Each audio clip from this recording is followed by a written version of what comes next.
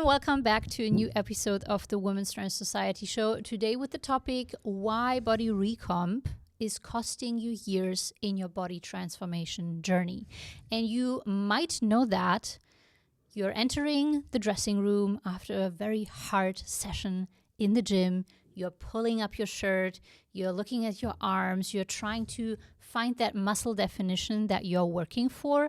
But although you're working out quite hard and more than all other people around you, you are still not looking like someone who lifts weights.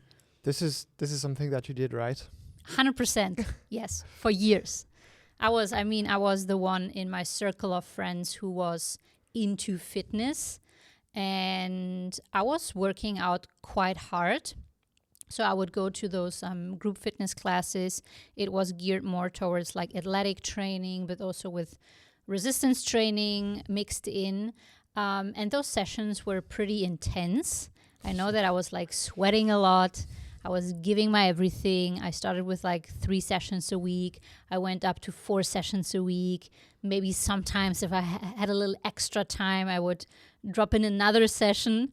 And I was paying a lot of attention to my nutrition and tried out like multiple things, right?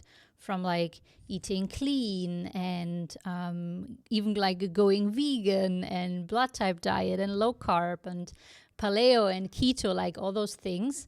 So I was putting a lot of effort into it, not only like doing the stuff, but also like thinking about it and researching and trying to understand better like what I need and what will work and how to drop my body fat percentage and like all those things.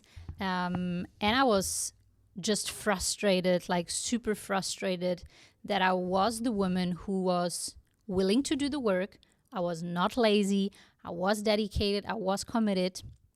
But still, you couldn't see it in the reflection in the mirror. So...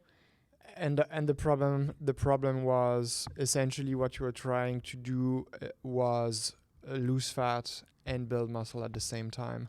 Yeah, because that's at some point I realized like at the very beginning of my journey was more about losing weight, but then comes like the moment where you're like, oh no, I'm smarter than that. I don't want to lose weight. I want to lose body fat specifically. And to actually look defined, I also understood at some point I need to build muscle. So for me, it was like, yeah, this is what I want. I want to lose body fat and I want to build muscle mass. And if I have those two things, then I will have a different shape in my body. And so you started thinking, I need to improve my body composition. And it probably felt a bit advanced to think that way, right? It was like, hey, I'm moving away from focusing too much on the weight on the scale and focusing too much on purely like my weight, but more so focusing now on body composition and body fat percentage and doing skin fold testing. Yes. I remember like 10 years ago, I was buying this Whiting's Smart Scale app that I could sync with my smartwatch and, you know, look at all those data points. And yeah, I was paying attention to like body fat percentage and bringing my body fat percentage down. So thinking about body composition more than just like losing weight. That was for me already like, you know, I'm like a little bit further ahead. And that's why it was bothering me even more so that I was not having the physique, right? Because if you're putting so much effort into it, you have that feeling of like, oh, I actually know more shit than the people around me. I've done my research kind of, than not having that testimony, the body that the proof that represents like what you are doing is actually right and what you know and what you apply is actually right, because I hadn't had that. I didn't have the proof because what I did was wrong. So, and this is something we will get into today, because I was focusing on what you would call body recomp, right? You're trying to build muscle mass and lose body fat at the same time. That's like the dream scenario. you want this outcome, and there is this promise of you're going through this phase, the body recomp phase, and you will transform your body. It sounds so simple and so straightforward, and what they tell you to do is to, eat in a mild deficit, focus on high protein foods, lift heavy. Nowadays, it's like lift heavy and train to failure, like all those things. And if you stack those, you're getting your 8 hours of sleep in and 10K steps. You're good. Do that consistently. Trust the process. Very important. And you will magically transform your body. And day in, day out, we have women coming to us who tried that approach. Just yesterday, I had a live workshop within our Scalp Challenge.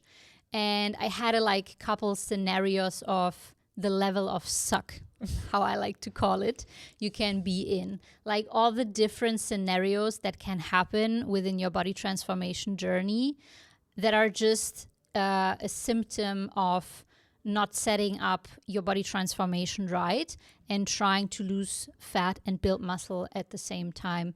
And it was pretty interesting to see that at that moment in the workshop, all the ladies in the chat were writing that's me, I've been there, done that. I can relate to multiple things that you listed, and now I understand better why I'm still not there. I'm still not looking like I lived, although I'm putting in the work for literally years. Yeah, I think it's so interesting because, this line of thinking of trying to lose body fat and build muscle at the same time is something it's a goal that's been chased by bodybuilders for decades now. And it's interesting because bodybuilders, especially the one who go on stage, they are using PEDs. And then in that scenario, it is actually possible to lose fat and build muscle at the same time at a rate that's going to enable you to see the difference happening almost in real time.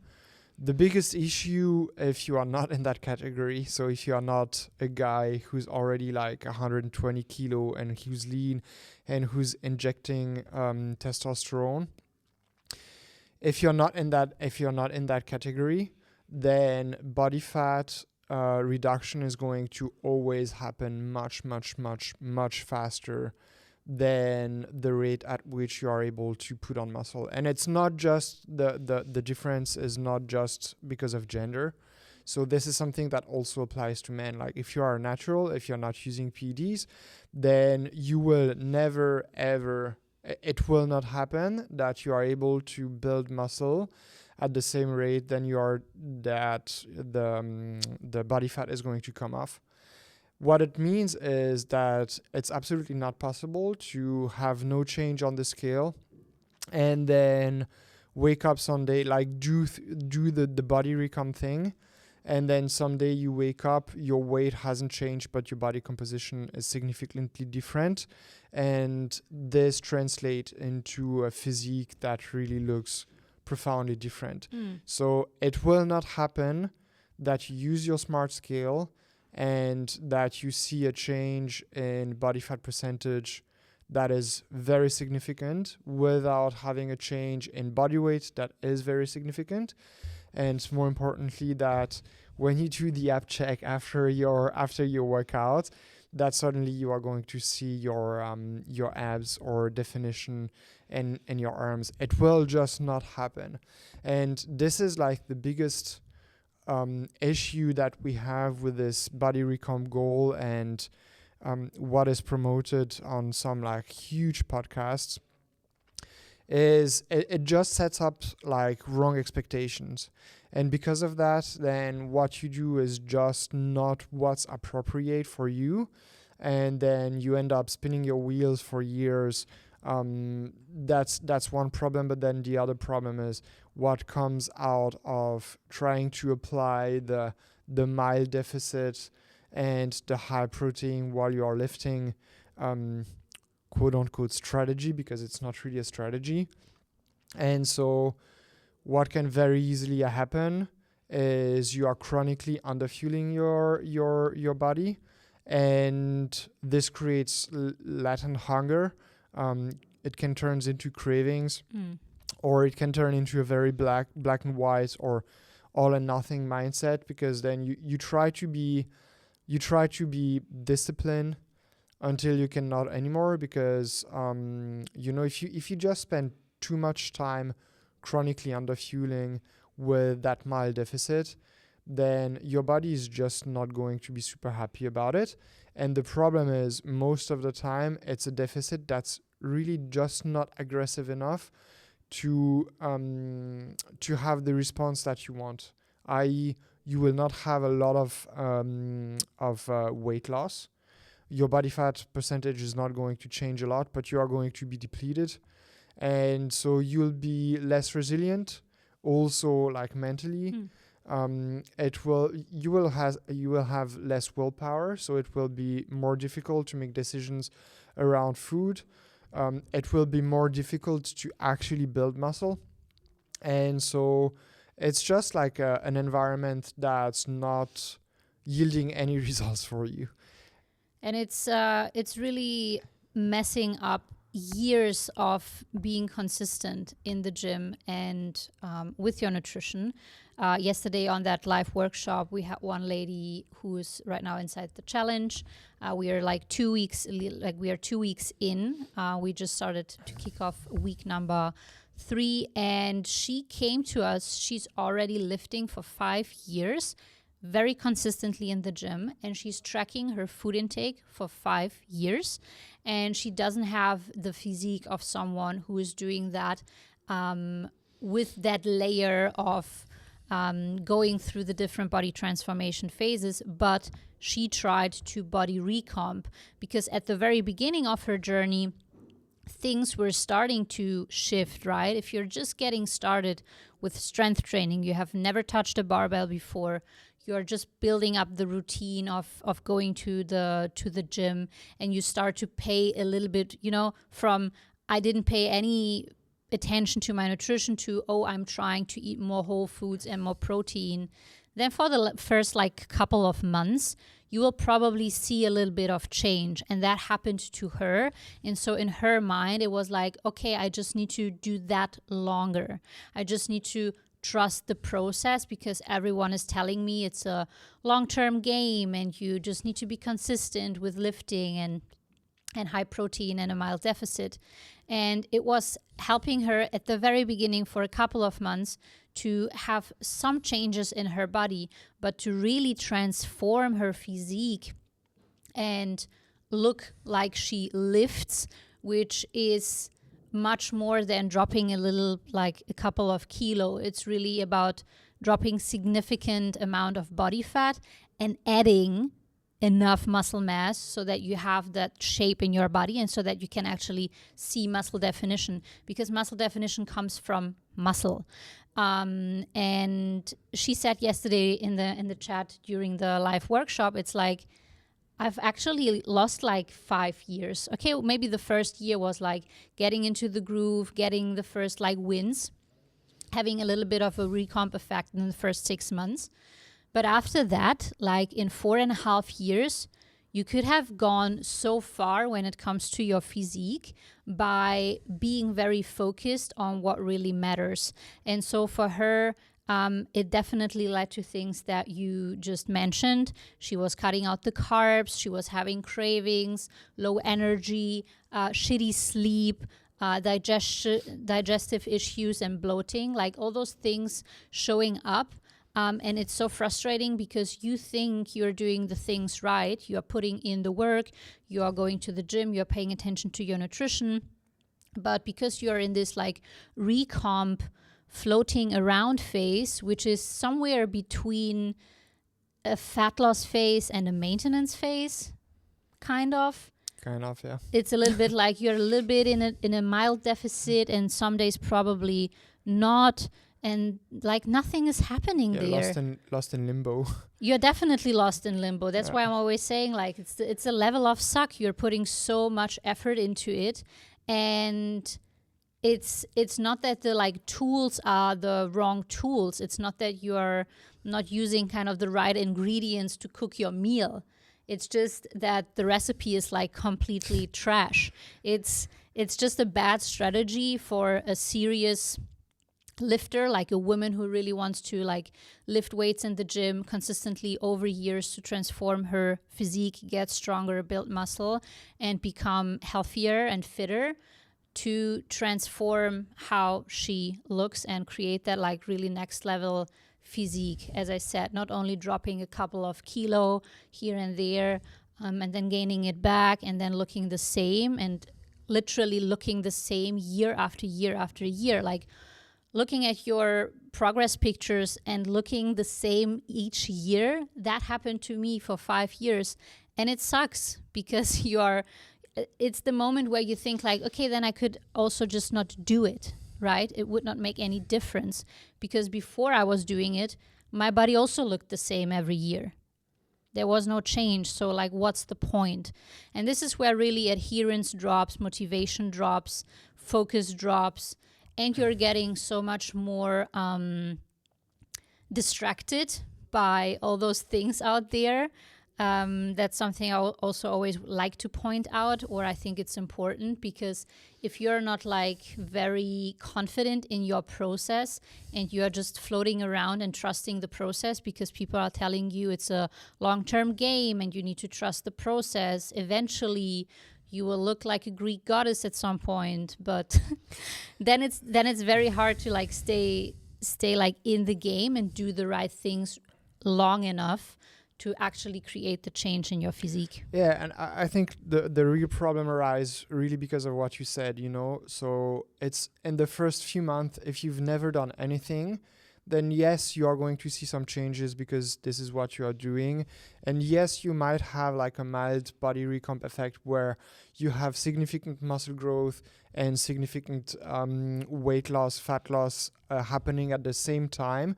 But that's pretty much like the only time in your life where it's going to happen, unless you become a bodybuilder and you start to inject performance-enhancing drugs. Because when I'm looking back at my pictures, I looked very good at the very beginning of my journey. I'm like, damn, what have I done after that?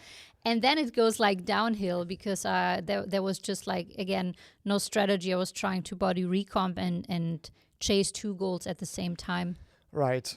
And so what happens is when you reach that point where you've exhausted the beginner's gains, then you're like, okay, it's not really working. What are the experts saying? And then you tune into some like big podcast, you know, like the Huberman, Gabrielle Lyon, Stacey Sims, Marie Claire Haven, you know, those kind of like huge names. Peter Attia is another one that comes to mind. And so they have guests there that are going to, like the experts that are going to tell you that you can have like the body recomp effect. And the problem is you have to understand the context of the information that they give on there. And their goal is to have as much reach as possible. And it means that they try to, you have to understand that this is marketing. And their aim is to make the cake bigger. They try to, it's literally, you know, they try to make like the amount of people who coming to the wellness and fitness space, they try to have more of that. And, you know, even in, I don't know, like idealistic or, idealistic way, if you want to look at that, then you might think like, okay, they are trying to help people who are not there yet in terms of they haven't started to eat healthy, to pay attention to protein and, you know, eating fiber and even the calories. They haven't, you know, started to lift in the gym and that sort of things. And so for them, which is the majority of people out there, right? So for them, for the people who are not going to the gym, who are not paying attention to the protein, who have no clue what their caloric intake is, then yes, this is actually good advice. But if you're past that point and you're past that point like within a few months of doing this, then this advice does not apply to you anymore. And what you are going to need to be able to transform your body and make further progress is something that's going to be different. That's one thing. But then the other thing is also that some of the advice that they give is either contradictory, or even at times plain wrong and false. And this is something that really grind my gear, because you hear like some huge name that have like PhDs and MDs and whatever letter after their names, and then they really misrepresent some studies, and or they give like some kind of interpretation that's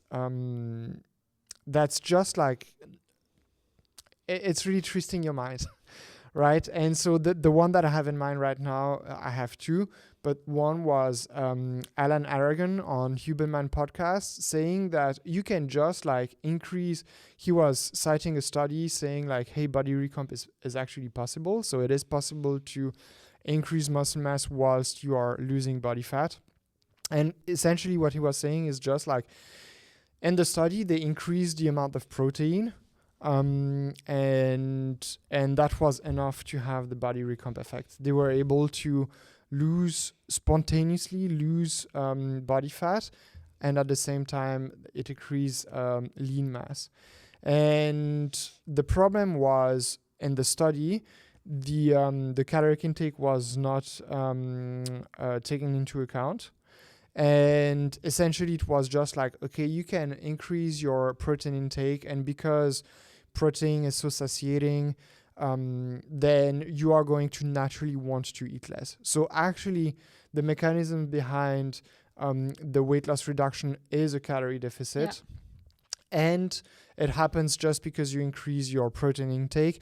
But this happened for someone who actually wasn't eating that much protein before. And so once you reach a certain point, then eating more protein is not going to be more satiating. I remember a friend of mine who went on the carnivore diet before it was popular, and he was literally eating like 2 kilos of meat per day. So that's roughly 4.5 pounds of meat every day. Damn. Nothing else. And he was like, it's so weird because I'm still hungry, but at the same time I'm super full. Yeah.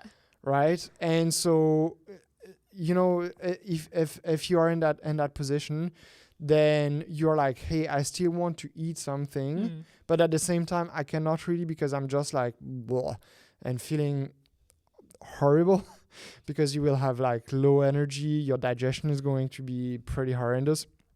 So anyways, the point I'm making is like the way those studies are being used on those podcasts very often is, again, to try and attract as many people into that bubble. But it's not really designed to help you understand like what are going to be the steps after once you've had that initial body recomp effect for a few months. What are the things that are going to lead to better results, to better progress after that? And it's very interesting because you made a post recently on Instagram and exactly about that topic, and one of the comment was like, hey, I'm confused, I don't understand. I used this approach and I was able to lose 30 pounds in 5 months. And I answered to that comment, and I was like, yes, it's because what you did was not like body recomp. It was like a proper fat loss phase. Yeah, absolutely. Right. And if you're losing that much in that time frame, it's definitely a proper fat loss phase. Yeah, and it goes back to what I was saying before. Like, there's no fucking way on earth that lady, which is by the way, amazing results. So if you're listening to this, shout out to you. You did amazing. There's no way on earth that you put 30 pounds of muscle at the same time that you lost your 30 pounds of fat loss. And I mean, it shows on the scale, right? At the end, the net difference was like 30 pounds less than at the beginning. And so, and in that case, it was not the body recomp. And it was also not the mild deficit of 300 calories per day. It was definitely more aggressive than that, because if you want to be able to lose that much weight in that time frame, then you are not going to do that by being very defensive on the calorie deficit. So I think it's very important to understand like where are you currently at in your journey, and like better assess if you have outgrown like certain strategies, right? So as Yannick just said, like, those things can work at the very like beginning of your journey, but the ladies who are listening to this podcast, the ladies that work with us, the ladies inside our communities, they're further ahead. Like they are already lifting for quite some time, most of the time a couple of years, some even like decades, and you cannot like far along. Do you say that Maybe. in your journey? Yeah. Okay. That far in your journey, you cannot use a beginner strategy, like literally a very beginner strategy, to transform your physique. And this is where you will have those things popping up that we were talking at the very beginning. You are putting in the effort more than everyone else. You're showing up in the gym. You are very consistent. You are lifting better than also the other people in the gym or in your circle of friends, meaning you are following a structured training program. You are trying to apply progressive overload. No matter if you're doing it right or wrong, but you're trying, like there you have that understanding of like, this is actually what I need to do. I need to increase the load over time and improve my technique and all those things. So if this is you, and then on top of the lifting stuff, you have also already tried quite a lot when it comes to your nutrition. You are past the point of fad diets, and you understood that calories in, calories out definitely has its place, that you need a deficit to drop body fat, right? All those things, that protein is important, but you are like overdoing it maybe a little bit. If you're at that point, then chasing the body recomp goal is not leading to the results that you're actually looking for. Building a lean, athletic, defined physique that looks significantly different, not at the end of your fat loss phase, but at maintenance, because this is what we're talking here about. We want to create a different shape in your body at maintenance calories in the end. Everyone can look quite different at the end of the fat loss phase. But what you are shooting for is to look different while being back at maintenance calories, and having two pictures side by side of yourself where you're like, wow, the last 3 to 5 years that I put that work in, you can really see in my shape that I did that, right? It's the proof, as we said, the testimony of the work that you have put in. You can see more definition in your shoulders. You have a tighter waist. You have like a strong back. You have those quads popping and those glutes popping, juicy glutes. And you look just more tight and lean and less soft. And I think we will wrap this up for today. I just need to get something off my chest. Okay, let's go. Yeah. But before I do that, know that we are going to talk in the next episode about what it actually takes to do things better, so that we don't just leave you hanging there. Understanding that body comp is not really the goal that you want to chase, and then the kind of solution and how to go about it better is going to come in the next episode.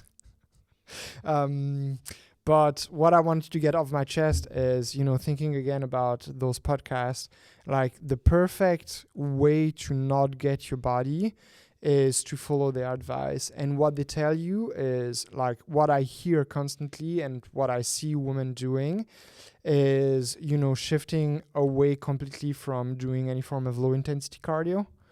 So what you have to do is only do some form of high intensity, like sit interval training. The sit is all over the place because women, have been told to be small for so long, and they achieve that by doing excessive cardio. And so now what you need to be doing is sit instead, to take care of your fast twitch fibers, because those are the ones that are going to disappear when you age and when you go through menopause. And at the same time, you have to lift close to failure, because this is what's needed in order to build muscle, which is something that you absolutely need as a woman, especially as you get older. Then it's so important to take care of your muscle, and because muscle is the organ of longevity and muscles are made of protein, then what you need to focus on is definitely to focus on eating enough protein. But at the same time, you also want to make sure that you keep carbs fairly low, because carbs are going to be inflammatory, and insulin is going to make you fat, because insulin is the master fat storage hormones.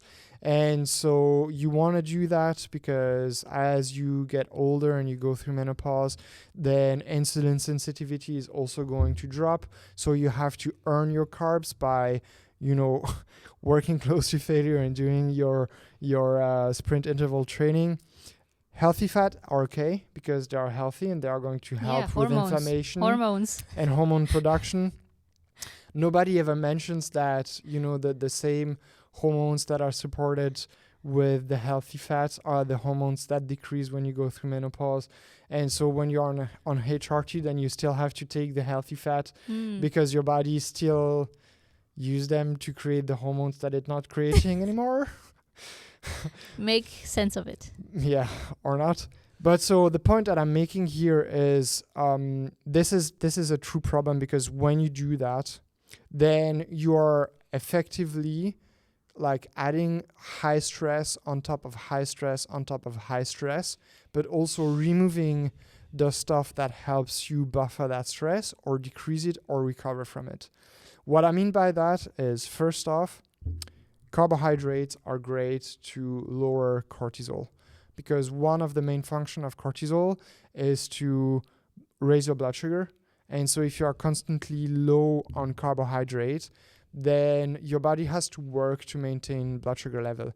This is especially true when you do sprint interval training, because it's going to really like uses up the blood that you have in your sugar, the other way around, the sugar that you have in your blood. And so to prevent hypoglycemia, your body is going to raise cortisol so that you can maintain stable blood sugar. It's also true once you go through your lifting sessions where you train very close or close to failure, because the intensity is going to lead to a more to a higher demand, metabolic demand for your muscle. So it means that you are going through your glycogen stores of your muscle, and if they remain low the whole time, then this is going to increase inflammation, not the carbs. But also you're going to be hungry for carbs, because it's needed to refuel the muscle, but also your liver. And if you are chronically low on that, then your craving for sweets are going to be huge and very, very present. Inflammation is going to be rampant, because inflammation happens when you go through your energy reserve, which are depleted when you do the sprints and when you are training close to failure. And if you never refill those storage capacity, then you are going to have that inflammation high. But also your metabolism has two main sides, roughly speaking. Just for the sake of understanding, it's a gross oversimplification, but essentially you have the anaerobic side and the aerobic side. And the anaerobic side is the one you are going to tap into when you do the sprints, but also when you do the lifting close to failure. The aerobic side is the one that you tap into when you walk around, but also when you do some low intensity cardio. This is something that you are going to build up. And the problem is, if this side of your metabolism is not taken care of, or not used, not trained, then you are constantly tapping into the anaerobic side, and this is like high stress. This is going to increase inflammation, and you just go in that direction very, very far, but you never take care of the other side that's going to help you recover from the work that you do over here.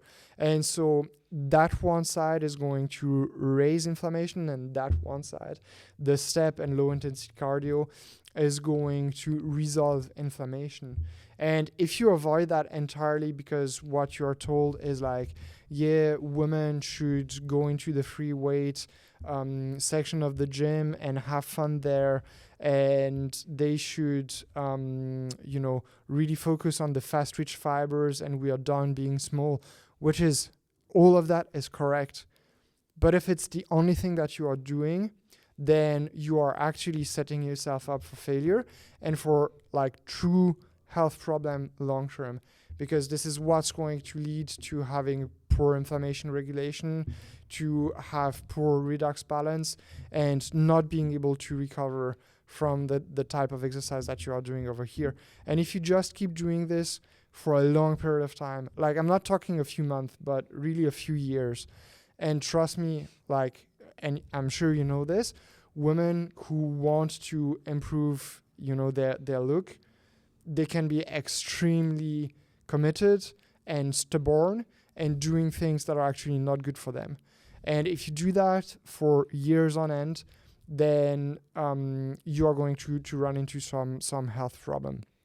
And so essentially what they're doing is simply replacing a strategy that was bad with another strategy that is bad, Yeah, but it's just in a not, different color. it's just not complete. And so they're packaging it up as the body recomp thing, and telling you this is what you need to do, but it's not a complete strategy. It doesn't cover everything that you need to transform your look, because how we are doing things and how we operate is also not only chase the aesthetics for sake of aesthetics, but we want to improve your health and your performance over time as well. And so if we want the physique, the performance, and the health aspect to click and to really create a body that is thriving and looks hot and sexy, is strong and is fit, not just subjectively but objectively fit and healthy, then we need a complete strategy. And so in the next episode, we will talk about what it actually takes to look like you lived, and go into that. So stay tuned, stay with us. We hope that you enjoyed today's episode. If so, and if you know someone who's listening to all those podcasts and you want to let her know that maybe there is better advice, then send her the link to this episode. We would highly appreciate that. Leave a little like, a little comment if you liked it. If you have any questions as well, we're happy to answer them. Until next time, bye-bye.